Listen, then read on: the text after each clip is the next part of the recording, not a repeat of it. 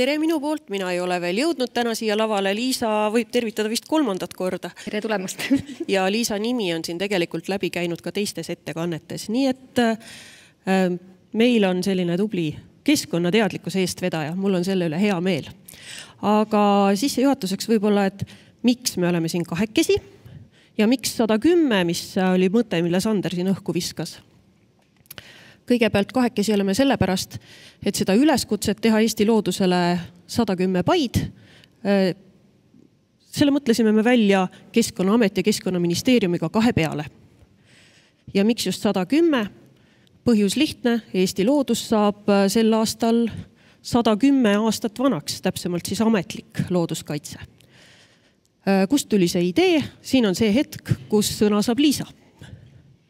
Jah, kuigi me tahame arvata, et head mõtted ja ideed sünnivad duši all või õhtul vahetult enne magama jäädes, siis tegelikult sellised mõtted tulevad ikkagi koostöös ja asju läbi arutades. Ja nii ühiselt laua taga arutades ja aru pidades, kuidas me saame paremal moel tähistada Eesti looduskaitse 110. aastapäeva, siis see mõte tekkis, et teeme 110 paid Eesti loodusele. See on natukene,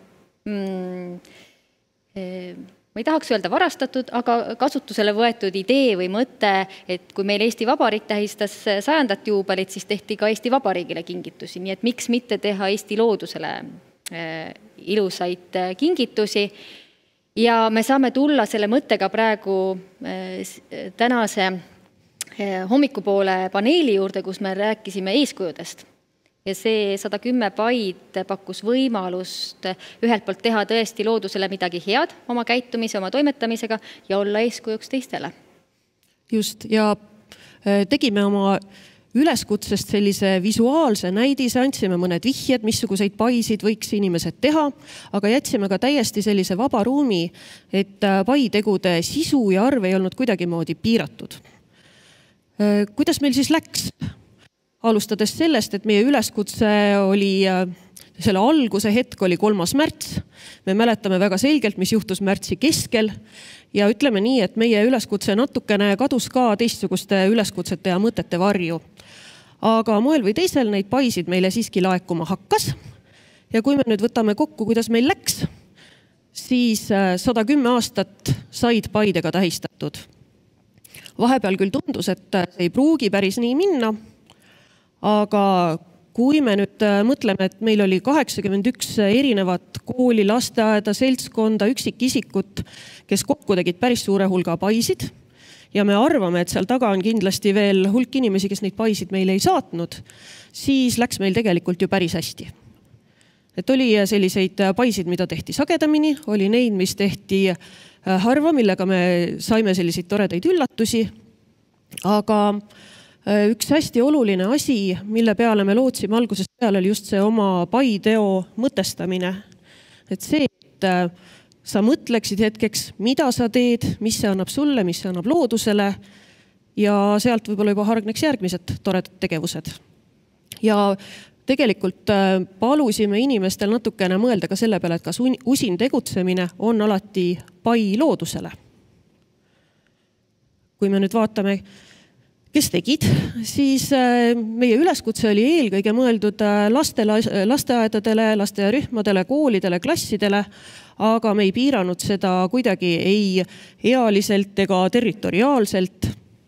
Oodatud olid kõik ja väga hea meel on, et tegelikult võtsidki sealt osa üksikisikud, ka riigiasutused, koolid, lasteaiad, nagu me ootasimegi, külaseltsid ja kogukonnad olid hästi toredasti kaasas meiega ja väiksemad ja suuremad sõpruskonnad. Ja teeme väikse ülevaate siis ka. Mõned ja ainult mõned paid on meil täna siin kaasas. Ja 110 ei jõuaks küll üle vaadata. 110 võite kokku lugeda Keskkonnaameti Facebooki lehelt. Esimene pai saabus meile Hiiumaalt, selle üle oli väga hea meel ja see tuli üsna üleskutse esimestel päevadel. Kui Käina noorkotkad näitasid meile, missuguseid lindude pesakaste nad tegid. Väga vahva oli Tartu ühe korteriühistu algatus harida inimesi selliste igapäevaste meie ümber olevate taimede osas. Ehk siis see on selline elurikkuse peenar linnalooduse taimed, ehk siis need, kes iga päev meie kõrval on, keda ei ole sinna istutatud, kui nad on ilusasti ära tähistatud, see on suurepärane näide, kuidas saab õppida. Prügipaisid saadeti meile hästi palju. Ja tõesti Narvast Saaremaani, Ida-Virumaa oli siin eriti usin. Ja võib-olla selle mõtestamise juures oligi oluline see, et inimesed mõtleksid ka, kust see prügi on sinna loodusesse saanud. Kas saaks midagi teha selleks, et seda prügi sinna edaspidi ei tekiks? Ja kas saaks teha üldse nii, et neid jäätmeid tekiks vähem? Ehk siis alustada võiks iseenda tarbimisest, sellest, mis on sulle tegelikult eluks vajalik. Ja päris palju oli ka lillemuru, niitmata muru teemalisi paisid. Siin on üks 3 aastat niitmata lasteaia õueala, et ei tasu kohkuda neil, kellel võib-olla esimesel aastal see murupind, kus harvem niideti, ei paistnud väga ilus välja. Te näete, et 3 aastaga juhtub nii mõndagi. Tore algatus oli üks lasteaia õuealale kujundatud farm või siis kanalisatsioonitoru jääkides tehtud komposter, putuka hotelle tehti üle Eesti mitmes paigas.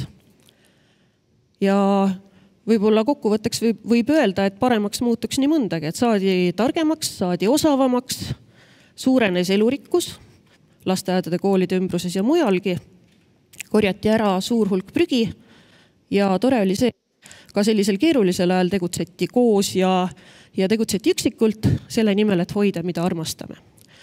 Ja tänuks kõigile pai tegijatele on Liisa poolt üks pai. Ja tõepoolest suur aitäh kõigile pai tegijatele ja siin ma loen teile ühe luuletuse, mis mind looduse hoidmise juures on tükk aega kandnud. Selle luuletuse on kirjutanud luuletaja ja ajakirjanik ja minu kunagine ajalooõpetaja Sule Voll.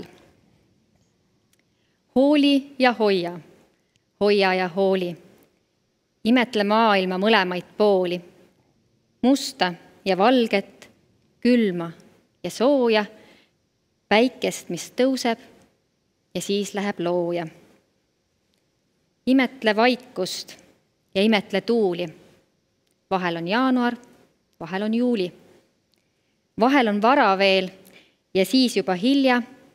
See, mida külvad, kord kannab vilja. Suur aitäh teile kõigile külvajatele. Aitäh!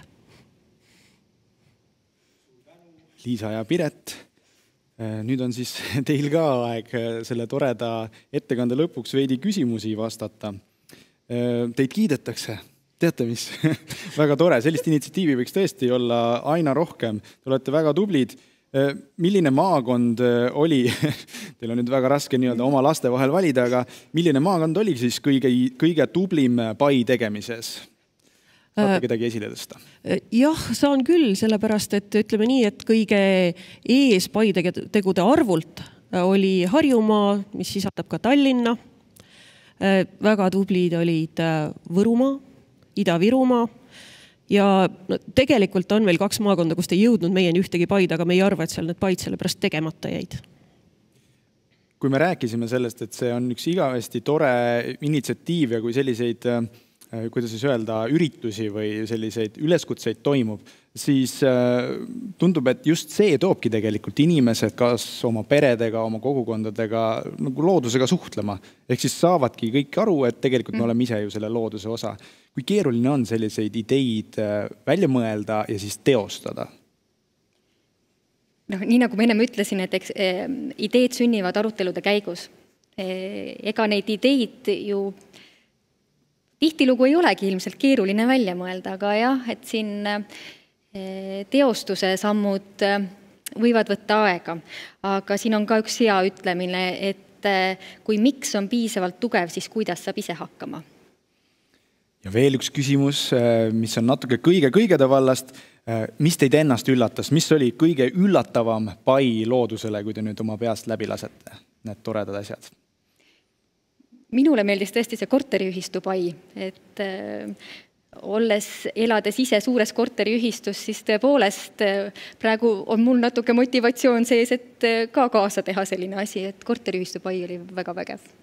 Minule meeldis ka see korteriühistu pai, just me ei saanud siin rääkida ära kogu seda lugu, mis oli seal kaasas, aga Keskkonnaameti Facebooki lehelt tasub otsida üles album 110 paid ja vaadata, mis lugu seal veel tegelikult juures oli. Ja Lääne-Harju vallas oli selline terve ürituste sari, mille hulgast oli näiteks see sama komposter, mis oli tehtud kanalisatsioonitoru jääkidest ja kogukonna aed seal kõrval. Ja hästi tore oli see, et üleskutset jagati edasi. Et keegi ei valmistunud selleks, et mina teen pai ja teised ehk ei tee, aga see oli hästi selline tore, et inimesed tulid hästi kaasa sellega. See on selline nippide jagamise viis. Just. Väga vahva, suur tänu veel kord teile ettekande eest ja selle ettevõtlikkuse eest, nii et häid ideid ja nende teostamist. Aitäh! Aitäh!